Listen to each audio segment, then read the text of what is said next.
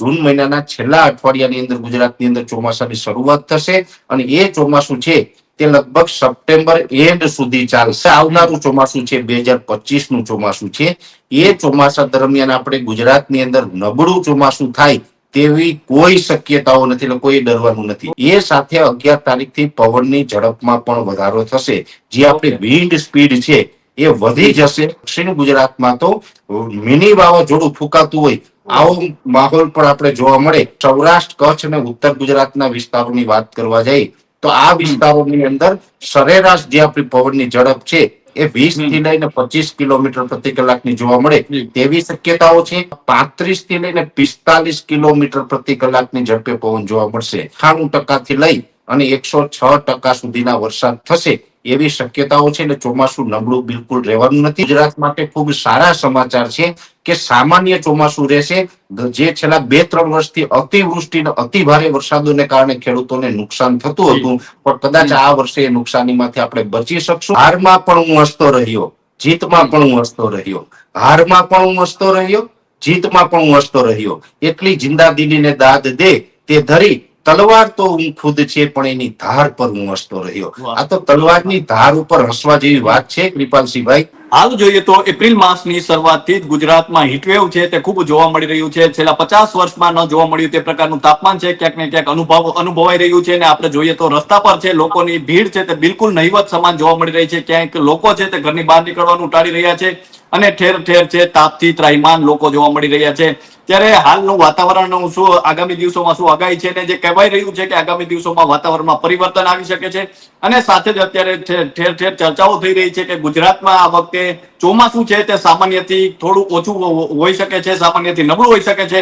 તેને લઈને પણ વાત કરવી છે. ત્યારે આપણી સાથે હવામાન નિષ્ણાત પરેશભાઈ ગોસ્વામી જોડે ચૂક્યા છે, તો આવો તેમની સાથે જ સીધી વાત કરીએ વાત ગુજરાતી પર. પરેશભાઈ, વાત ગુજરાતીમાં આપનું ખૂબ ખૂબ સ્વાગત કરું છું. જી નમસ્કાર કૃપાલસિંહભાઈ.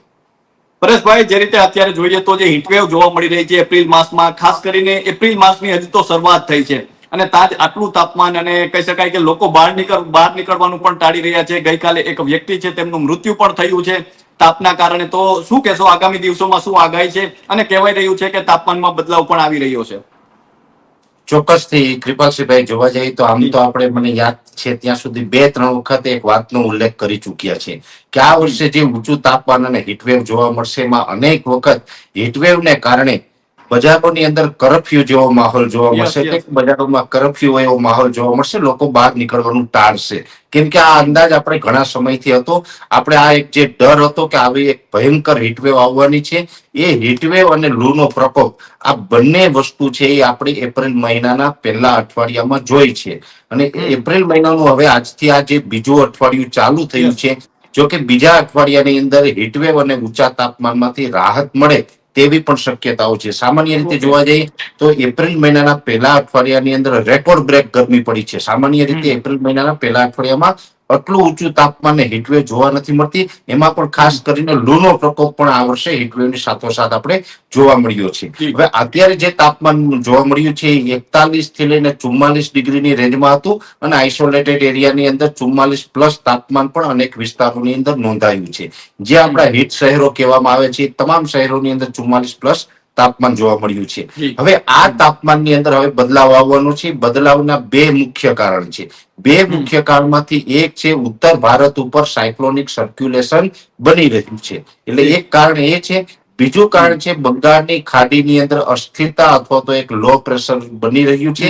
એટલે બંગાળની ખાડીનું લો પ્રેશર અને ઉત્તર ભારત ઉપર સાયક્લોનિક સર્ક્યુલેશન, આ બંને જે સિસ્ટમો છે એની અસર છે એ ડાયરેક્ટ ગુજરાતમાં પડવાની છે. એને કારણે જે શું થશે, પહેલા તો ગુજરાતના તાપમાન ઉપર મોટી અસર થવાની છે. એટલે આજે 9 તારીખ છે, આવતીકાલે 10 તારીખે તાપમાનમાં સરેરાશ 2 ડિગ્રીનો ઘટાડો જોવા મળશે.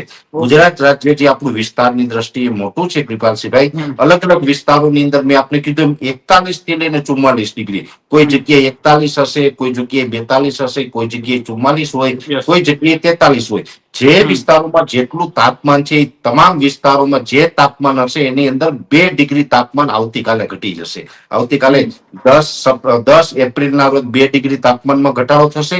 એ પછી 11 તારીખ આવશે એટલે તાપમાનમાં એક મોટો ઘટાડો આવશે, લગભગ 3 થી 4 ડિગ્રીનો ઘટાડો ઓકે 11 એપ્રિલ 2025 થી લઈને 15 એપ્રિલ 2025 દરમિયાન જોવા મળે. એટલે આવનારા 5 દિવસ દરમિયાન તાપમાનમાં મોટો ઘટાડો થશે અને એ ઘટાડો એવો હશે કે રાજ્યના 80 થી 85% વિસ્તારોની અંદર તાપમાન 40 ડિગ્રી કરતા પણ નીચું આવી જશે. એટલે 36 થી લઈને 39 ડિગ્રીની રેન્જમાં તાપમાન છે એ આપણે 11 થી 15 એપ્રિલ દરમિયાન જોવા મળે તેવી શક્યતાઓ છે. હવે આ અસર જે થવાની છે સાયક્લોનિક સર્ક્યુલેશન અને બંગાળની ખાડીની, એને કારણે તાપમાનમાં ઘટાડો તો થશે, એ સાથે 11 તારીખથી પવનની ઝડપમાં પણ વધારો થશે. જે આપણી વિન્ડ સ્પીડ છે એ વધી જશે. અને લોકો માટે એક આશ્ચર્યની વાત એ છે કે દક્ષિણ ગુજરાતમાં તો મિની વાવાઝોડું ફૂંકાતું હોય આવો માહોલ પણ આપણે જોવા મળે તેવી શક્યતાઓ છે. જેમાં ખાસ કરીને સૌરાષ્ટ્ર, કચ્છ અને ઉત્તર ગુજરાતના વિસ્તારોની વાત કરવા જઈએ તો આ વિસ્તારોની અંદર સરેરાશ જે આપણી પવનની ઝડપ છે એ 20 થી લઈને 25 કિલોમીટર પ્રતિ કલાકની જોવા મળે તેવી શક્યતાઓ છે. એ સાથે જે દક્ષિણ ગુજરાતના વિસ્તારો છે જેની અંદર ભરૂચ, અંકલેશ્વર અને રાજપીપળાથી લઈ અને મુંબઈ સુધીના તમામ વિસ્તારો હોય, સુરત, વલસાડ, વાપી, બારડોલી, બીલીમોરા, ડાંગ હોય, આહવા હોય વગેરે, આ જે દક્ષિણ ગુજરાતના વિસ્તારો છે એમાં 35 થી લઈને 45 કિલોમીટર પ્રતિ કલાકની ઝડપે પવન જોવા મળશે. 35 થી લઈને 45 કિલોમીટર પ્રતિ કલાકની ઝડપ એટલે એ પણ આ વાત છે એ પણ એપ્રિલ મહિનાની અંદર એક નવો રેકોર્ડ બનવા જઈ રહી છે. કેમ કે સામાન્ય રીતે પવનની ઝડપ એપ્રિલ મહિનામાં ક્યારેય પણ 35 થી 45 ની હોતી નથી.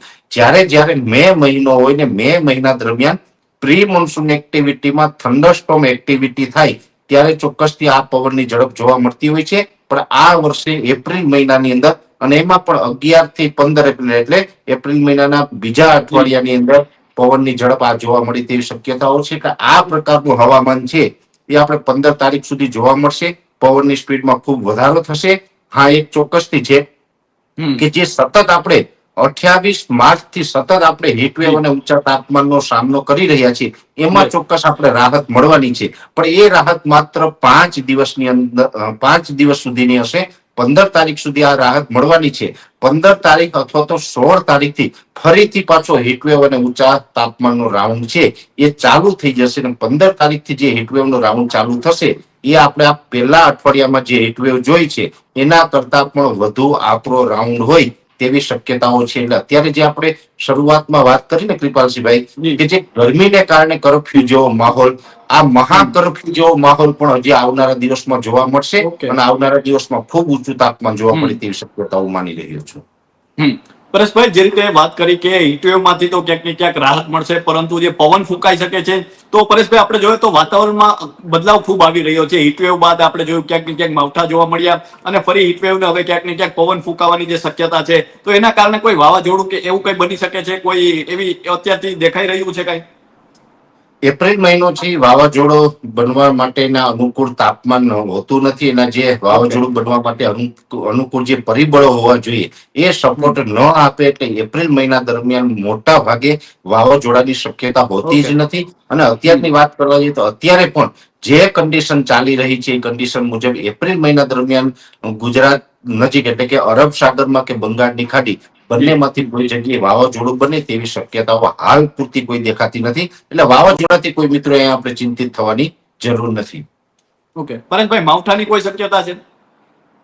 ચોક્કસથી એટલું કહી શકાય કે અમુક વિસ્તારોની અંદર હાઈ લેવલના વાદળો જોવા મળી શકે છે. હવે હાઈ લેવલના એટલે કે 500 એચપીએ લેવલના જે વાદળો હશે એ કદાચ જોવા મળી શકે છે. બાકી હમણાં કોઈ વાદળછાયા વાતાવરણને કારણે માવઠાના ઝાપટા પડે તેવી કોઈ સિસ્ટમ 15 તારીખ સુધી તો સક્રિય નથી. હા, એક ચોક્કસથી છે કે 15 તારીખથી હીટવેવનો રાઉન્ડ આવવાનો છે. એ લાંબા હીટવેવનો રાઉન્ડ હશે. એ લાંબા હીટવેવના રાઉન્ડ બાદ ફરી જો કદાચ કોઈ વધુ ગરમીને કારણે અસ્થિરતા ઉભી થશે તો વાત અલગ રહેશે. બાકી હાલ પૂરતી આપણે માવઠાની પણ કોઈ શક્યતાઓ નથી અને આપણે કોઈ વાવાઝોડાની પણ શક્યતાઓ નથી. એટલે હવામાનની દ્રષ્ટિએ આમ જોવા જઈએ તો ફેરબદલ ઘણા છે.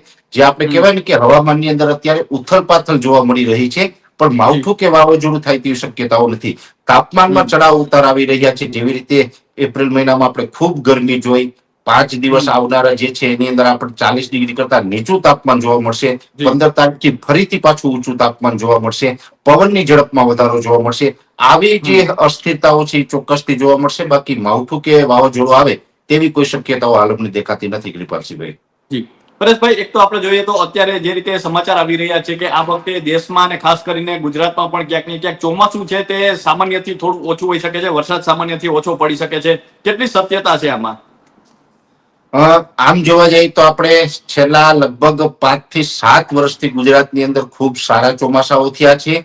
અમુક વખત તો સામાન્ય કરતા વધારે વરસાદ, એટલે કે ગયા વર્ષે પણ અમુક વિસ્તારમાં 150%, 180% અને અમુક વિસ્તારમાં 200% સુધીના પણ વરસાદો નોંધાયા છે. ખૂબ વરસાદો થયા છે. હવે આવનારું ચોમાસું છે 2025 નું ચોમાસું છે. એ ચોમાસા દરમિયાન આપણે ગુજરાતની અંદર નબળું ચોમાસું થાય તેવી કોઈ શક્યતાઓ નથી, એટલે કોઈ ડરવાનું નથી.